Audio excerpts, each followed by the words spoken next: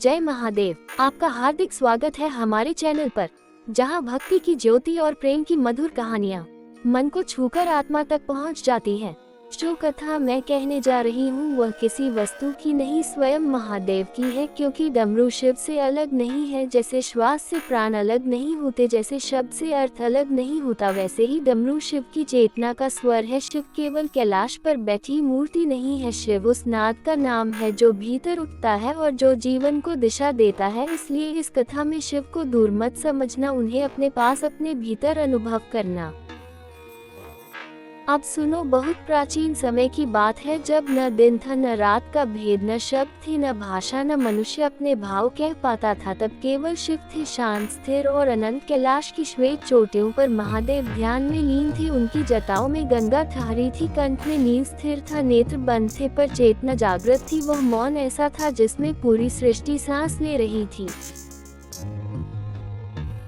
उसी समय देवताओं ने देखा कि शिव की इस मौन चेतना से सृष्टि जन्म तो ले रही है पर बोल नहीं पा रही। मनुष्य के हृदय में प्रेम है, पीड़ा है, भय है, पर उसे कहने का मार्ग नहीं। देवताओं ने समझा कि जब तक शिव न चाहे तब तक शब्द जन्म नहीं ले सकते। देवता कैलाश पहुंचे, शिव की स्तुति की, पर महादेव ध्यान में अडिग रहे। तब माता पार्वती आगे बढ़ी। उन्होंने शिव को केवल पुकारा नहीं, उन्होंने उन्हें याद दिलाया कि वे करुणा भी हैं, सृजन भी है। उसी क्षण शिव के नेत्र खुले और उनके खुलते ही सृष्टि में गति आई।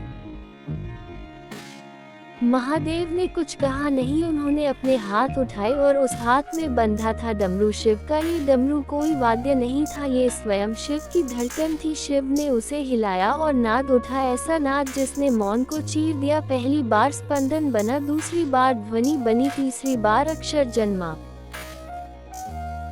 शिव मुस्कुराए, क्योंकि उन्हें ज्ञात था अब मनुष्य बोल सकेगा, अब ज्ञान बन सकेगा। कहा जाता है शिव ने डमरू को 14 बार बजाया और हर बार एक सूत्र निकला। उन्हीं सूत्रों से वेद बने, शास्त्र बने और भाषा को आत्मा मिली।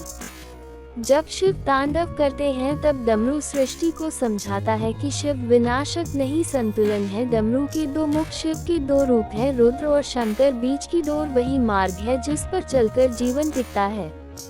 नारद ने एक बार डमरू को हाथ में लिया पर नाद नहीं निकला। तब शिव ने समझाया कि जो शिव को बाहर खोजता है उसके लिए डमरू मौन है, जो शिव को भीतर पाता है उसके लिए डमरू वेद बन जाता है। आज भी जब डमरू बजता है तो शिव स्वयं बोलते हैं, वह कहते हैं ठहरो, संतुलन रखो, अहम छोड़ो। क्योंकि शिव का नाद वही सुन पाता है जो स्वयं शिव हो जाता है।